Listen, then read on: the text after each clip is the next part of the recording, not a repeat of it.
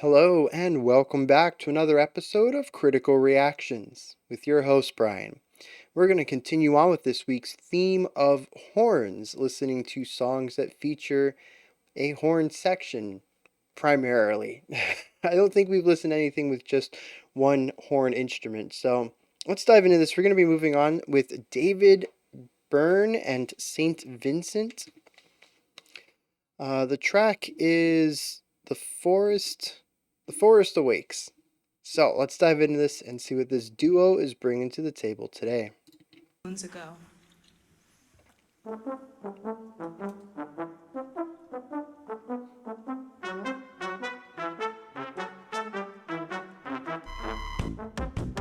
Oh, okay.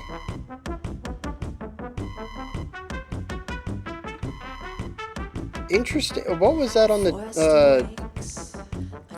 tuba, marching tuba? Not a marching, what is that instrument? Sousaphone. The people awake, they're marching along. The streets are alive with a terrible song. Forwards and backwards in every direction. Yeah, just a really fun hocket between all these instruments. The shifting of light on the banks of the river. I'm free, but I'm keeping my clothes on.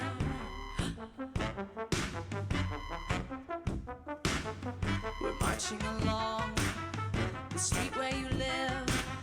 I'm calling your name. The song is a gift. The song is a road. A road is a face is a time, and a time is a place. A place of belief and a time of confusion. The heart is a simple equation. So the sousaphone is giving us our pulse. Everybody else is doing the dancing idea.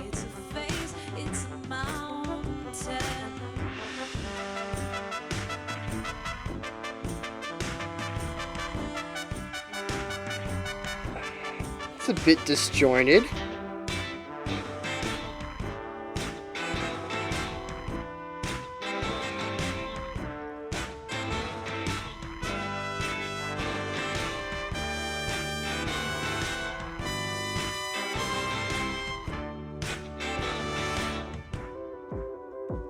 I like how there's choreography to everything. A fruit that falls before it's grown. I heard a sound and a bird has flown. It breaks to pieces above the forest. A million particles born today. Out beyond the blue. So they're still retaining this idea, we're just hearing variations on it.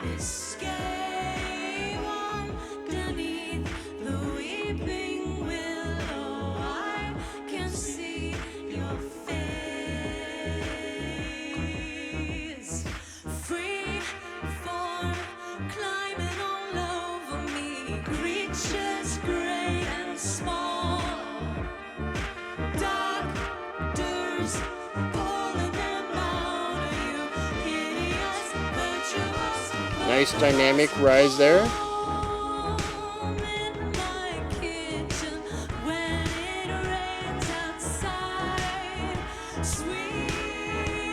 Shift into the backbeat on the snare.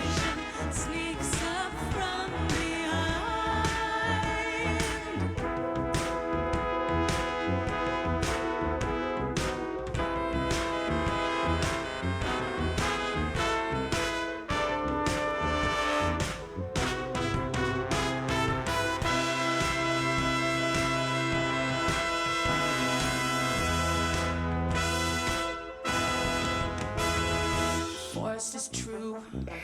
I know for a fact that the bigger the front, then the bigger the back. My heart beating still through the perilous night. The bombs burst in air, but my hair is alright. The shifting light on the trees and the houses I drown in an ocean of perfume. The strangeness of words, how the meaning keeps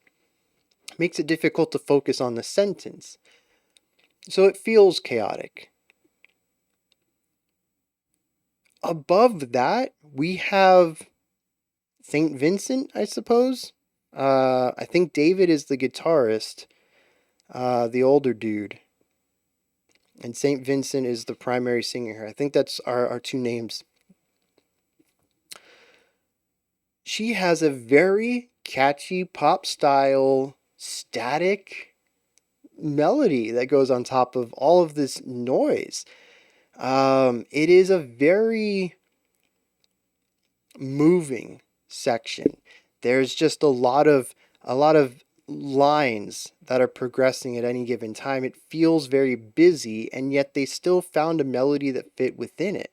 Granted, it is a single idea that is continuously repeated over and over. They found one lick that would work on top of all this and ran with it. And I do not want to throw any shade at that at all. This is a very busy section.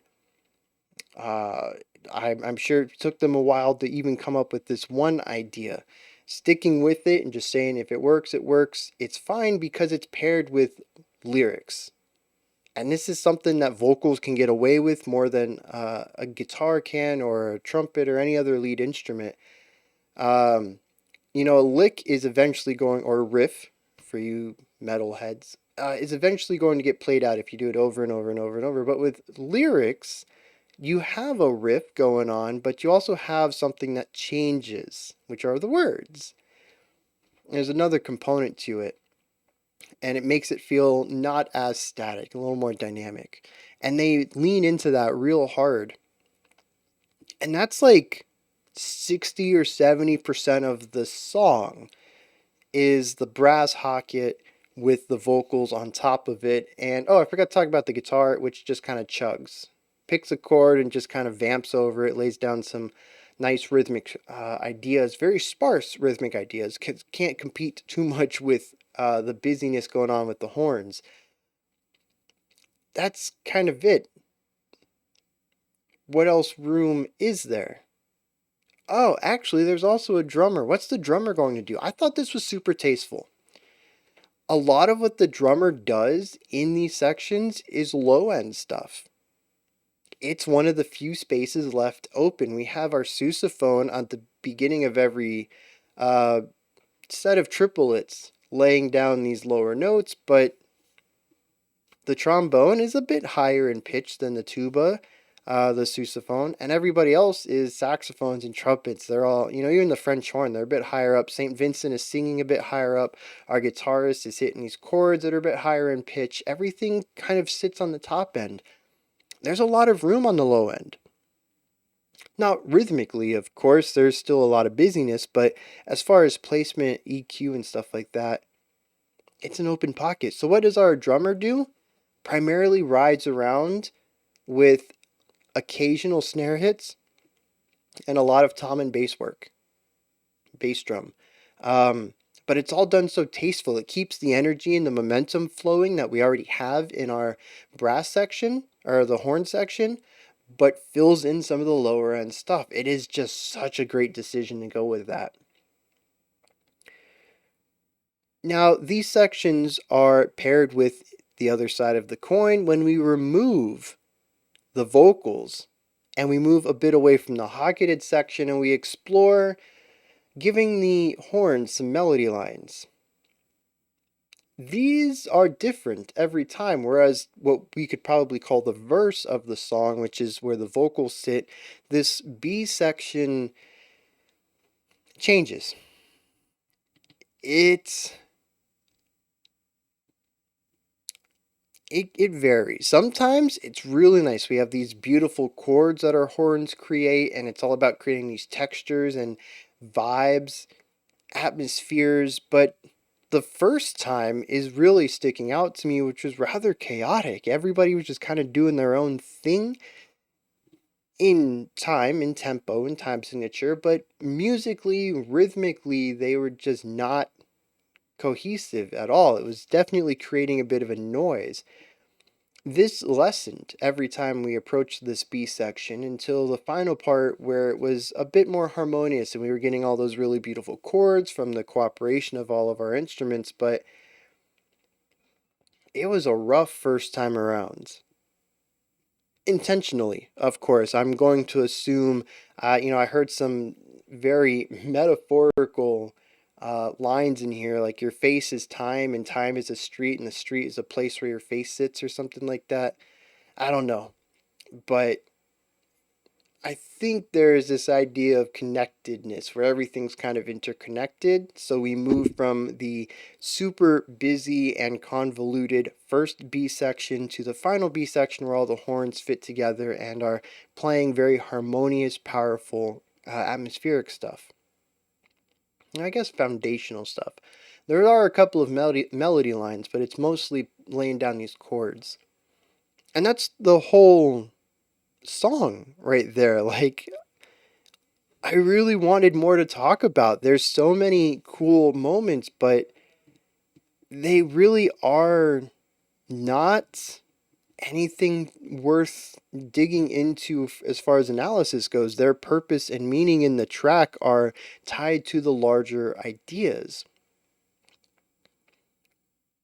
The Hocket is really the big compositional concept that stands out, and I put the time in for that, but what else is there? Nothing else really stands out in isolation.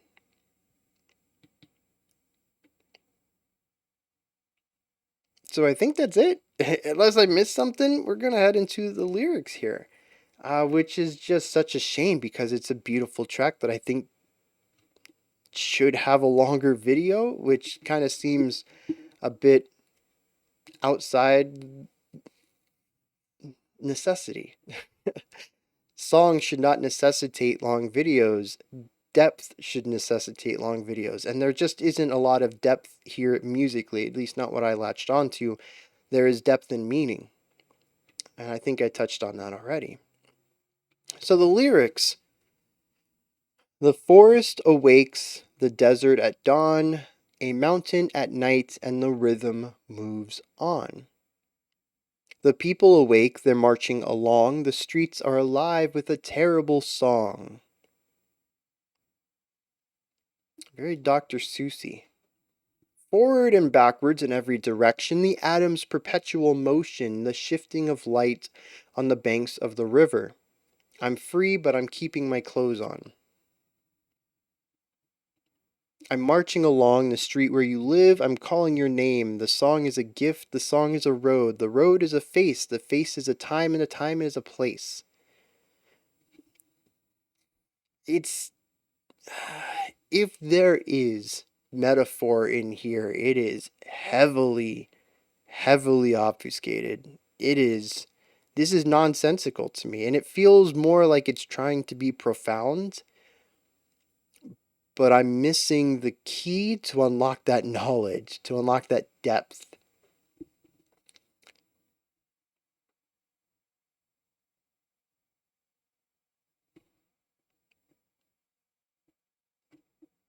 A place of relief in a time of confusion. A heart is a simple equation. It is not. I don't agree with that line.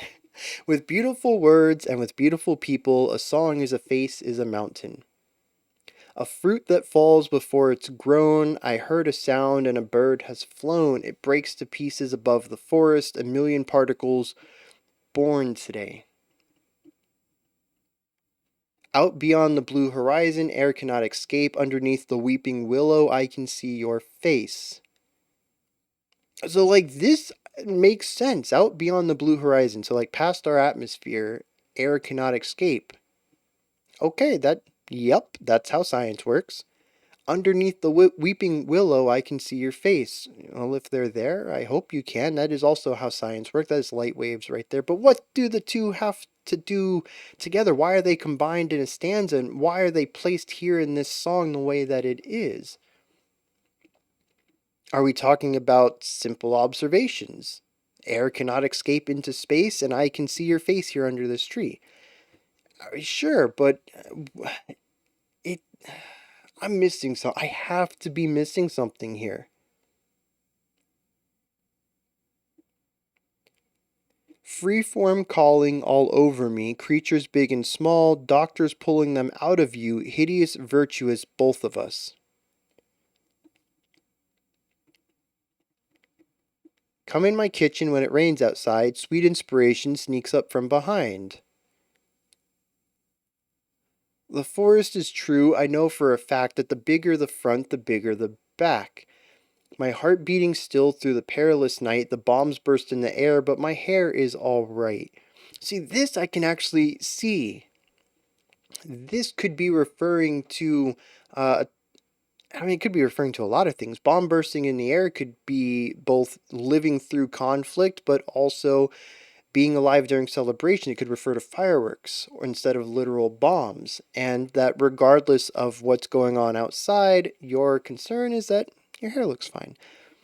But it says through the perilous night. So I'm going to assume this is conflict. Being so okay with conflict where you live, where bombs bursting in the air, literal bombs, is nothing for your concern. You're still just thinking about your hair. It doesn't matter how dangerous it is at night. It doesn't matter that these bombs are exploding because your heart is still beating, or is beating still. There is a calmness, just an acceptance of the situation. I understand this stanza here, but where does it fit into the bigger pictures where I'm still going towards? And it makes me wonder, I'm not really seeing a connectiveness here. Let me finish this last stanza. The shifting of light on the trees and the houses. That's the second time that's come up. The third stanza said the atom's perpetual motion, the shifting of light on the banks of the river. So now we have the shifting of light on the trees and the houses. I drowned in an ocean of perfume, the strangeness of words, how the meaning keeps changing, but somehow the beauty will find you.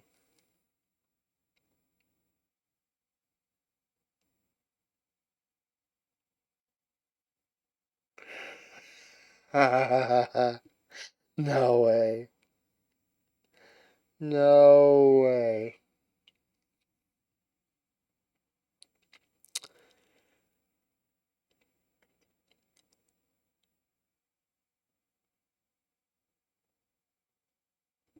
I think this last stanza is the key to, in fact, the last two lines are the key to everything. The strangeness of words, how the meaning keeps changing, but somehow the beauty will find you. This, okay, so in the past, I have praised lyrics that might not have made sense to me, but sounded nice. They just roll off the tongue. There's a beauty to the sounds of the syllables in sequence, even if the meaning themselves are disguised or not even supposed to be read into. Gong is a great example of this, where the lyrics aren't really supposed to be taken at face value or even meaning at all. It's just really looking at some of the ways that the sounds and syllables flow together. And I think that's what she's saying here. Words can be strange, and language continues to change. But regardless of any of that, the sounds of language itself still sound beautiful. You might not know what's actually being said, but it is pleasant to listen to.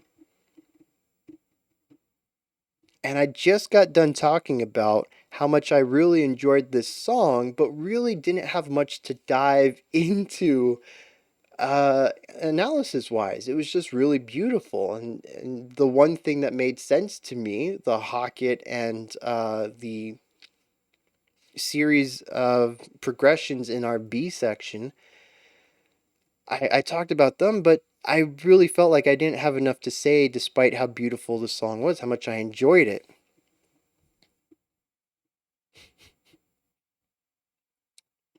It may not make complete sense, but I enjoyed the ride. Lyrically as well. I can even lean into that. I felt that the vocal aspect of this track, while being specifically not changing much at all, was still pleasant to listen to on top of the wild hocketing.